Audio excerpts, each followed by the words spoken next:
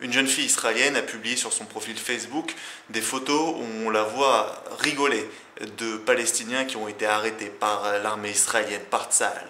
Alors qu'est-ce que cela peut bien signifier? Peut-être que cela montre tout simplement la face cachée d'une jeune fille qui montre sa cruauté au monde entier. Quoi d'autre?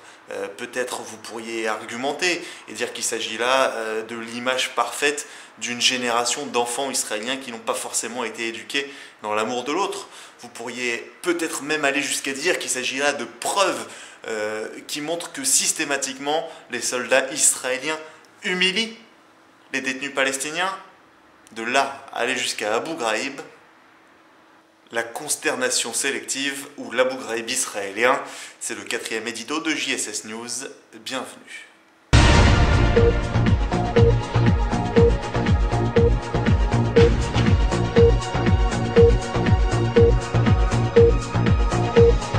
Eden Abergel, c'est son nom.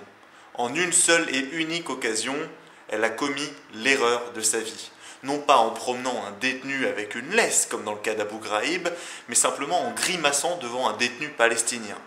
De la sorte, elle a horrifié l'opinion populaire mondiale et bien entendu israélienne, où depuis quelques jours, elle est traitée par tous les médias et quasiment tout le monde d'idiote de l'année et de pire idiote israélienne que la Terre ait connue. Elle a bien sûr des partisans, mais une écrasante majorité des Israéliens se disent dégoûtés de son comportement. Alors, il y a bien sûr d'autres cas, d'autres soldats israéliens qui ont commis des erreurs, et les médias israéliens sont les premiers à publier les photos. Dès qu'ils en trouvent une, ils la publient. Et dans les dernières heures qui précèdent mon allocution, il y a eu par exemple cette photo. En regardant bien, on voit qu'il s'agit d'un soldat médecin préparant une perfusion. Mais il y a également cette photo, où sur la photo originale et non floutée, on voit que non seulement le soldat ne sourit pas, mais qu'en plus, il fait partie des légistes de l'armée devant transporter le corps du défunt. Mais il y a encore cette troisième photo, où l'on voit non pas une prisonnière palestinienne, mais une soldate israélienne s'amusant à jouer à la prisonnière. Rien d'humiliant.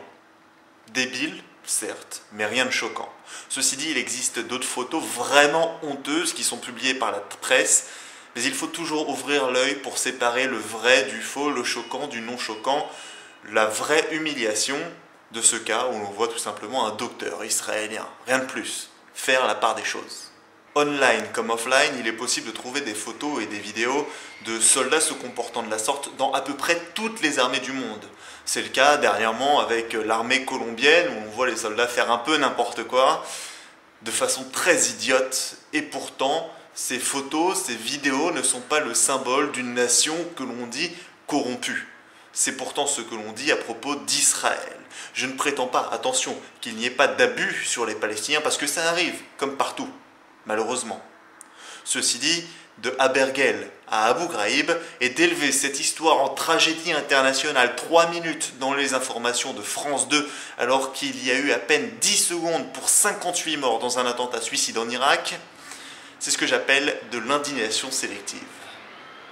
Où étaient les hurlements de colère et les condamnations des nations, ainsi que les longs reportages lorsqu'est apparue l'année dernière sur internet une vidéo montrant les soldats indonésiens railler un prisonnier papou, lui donnant des coups de baïonnette dans le ventre, et alors que Yawen Weyeni était en train de mourir, que ses entrailles étaient en dehors, que son sang giclait, il se mit à crier « Papouasie libre !» La réponse des soldats n'était pas de lui offrir une aide médicale, mais de dire « Quoi ? Parle plus fort ? La Papouasie ne sera jamais libre !» Je ne sais pas si cette vidéo est le symbole de la persécution systématique des Papous par les Indonésiens, ou si cela met simplement en lumière une unité de débiles mentaux profonds, torturant un pauvre homme. Ceci dit, les 10 000 morts Papous qu'il y a eu ces derniers temps tendent à dire que la première théorie est la bonne. Cependant, depuis la mise en ligne de cette vidéo, en août 2009, si je ne me trompe pas, il n'y a eu aucune condamnation internationale, aucune résolution à l'ONU et aucun reportage dessus. Elle a été ignorée parce que les gens sélectionnent ceux qui les outragent. Un autre exemple est la non-condamnation et la non-couverture totale de toutes les discriminations faites à l'égard des Palestiniens à travers le monde arabo-musulman.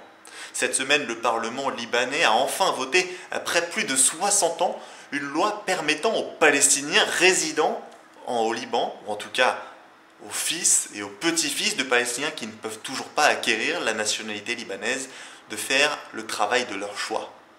Ces 400 000 personnes d'origine palestinienne, parce que la plupart sont simplement les petits-enfants de personnes ayant fui les combats en 1948 lors de la guerre d'indépendance d'Israël, ces 400 000 personnes ne pouvaient jusqu'à présent être docteurs, être fonctionnaires ou bien encore être avocats. Un apartheid systématique a lieu contre toutes ces personnes d'origine palestinienne où qu'ils se trouvent à travers le monde arabo-musulman. De l'Arabie Saoudite jusqu'en Jordanie, en passant par la Libye, la Syrie, bien entendu, l'Égypte, les Émirats Arabes Unis, partout, le monde arabe et le monde musulman imposent un réel apartheid face aux Palestiniens. Ainsi, l'histoire d'Eden Abergel doit ouvrir le débat, bien entendu. Mais entre ça et ce qu'il s'est passé à Abu Ghraib, il y a quand même 7 différences.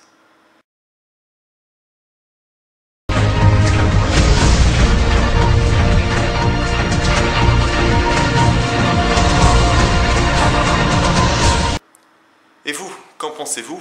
Laissez vos coms sur jssnews.com.